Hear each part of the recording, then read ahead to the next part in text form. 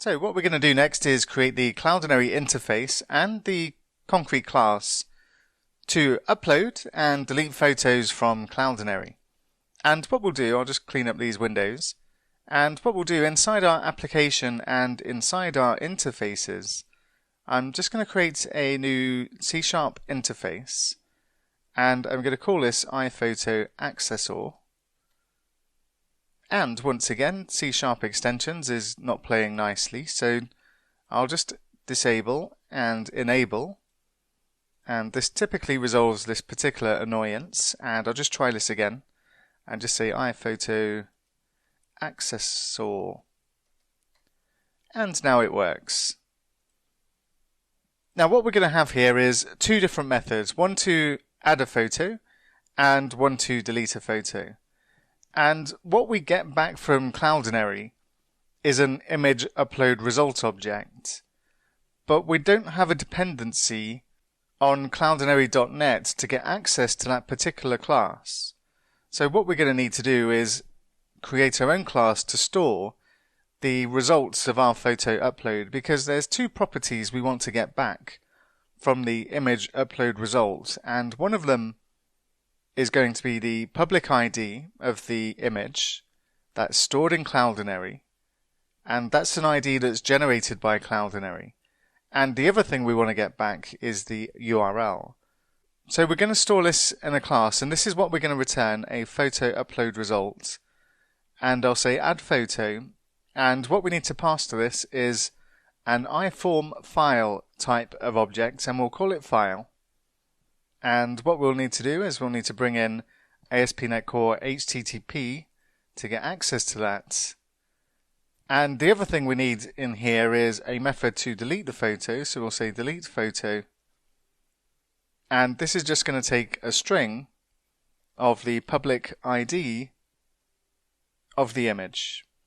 And what we'll need to do is generate a new class called Photo Upload Result, and I'll just generate this in a new file. And what we need inside here is two properties. We need the string of the public ID and we also need the string of the URL. And I don't really want this class to live inside my interfaces. I'd rather this live inside of my application Photos folder. So inside the application, I'm just going to create a new folder,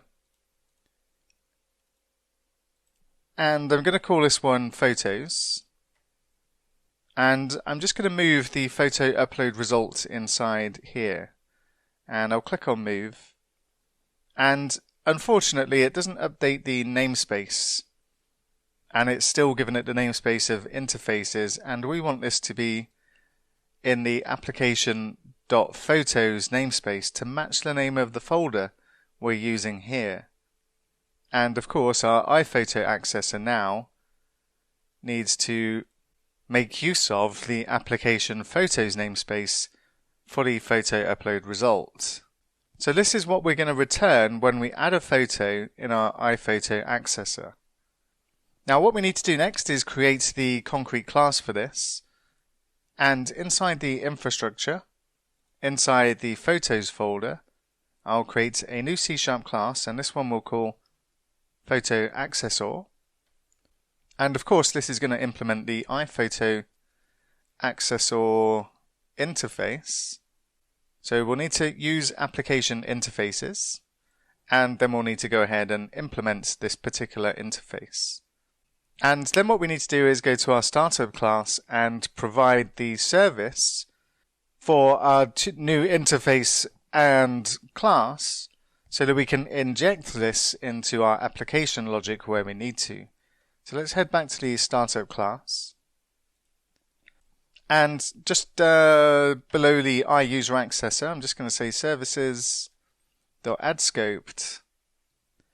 And here we want the iPhoto Accessor and Photo Accessor. And now we have our classes. And what we'll take a look at next is implementing the logic for the add photo method.